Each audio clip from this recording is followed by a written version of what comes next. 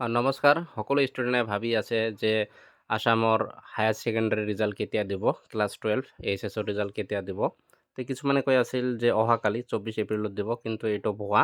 তো এতিয়া আপোনালোকে স্ক্ৰীনত দেখাই পাইছে যে কেতিয়া দিব Assam class 12 result to be declare on April 28। তাৰমানে 28 এপ্ৰিলত হায়াৰ ছেকেণ্ডাৰী ৰিজাল্ট ঘোষণা কৰা হ'ব। এই কথা ডক্টৰ হিমন্ত শৰ্মা ডাঙৰীয়াই টুইট যোগে, বৰ্তমান এক্স বুলি জনা যায়, তাত টুইট কৰিছে। আপোনালোকে স্ক্ৰীনত দেখাই পাইছে। Higher secondary result will be declare on 28 April. My best wishes to all students preparing for the exam. টুইটত কোৱা হৈছে যে হায়াৰ ছেকেণ্ডাৰী ৰিজাল্ট 28 এপ্ৰিলত দিয়া হ'ব আৰু হিমন্ত বিশ্ব শৰ্মা ডাঙৰীয়াই সকলোকে বেষ্ট উইচ দিছে এক্সাম দিয়াৰ কাৰণে।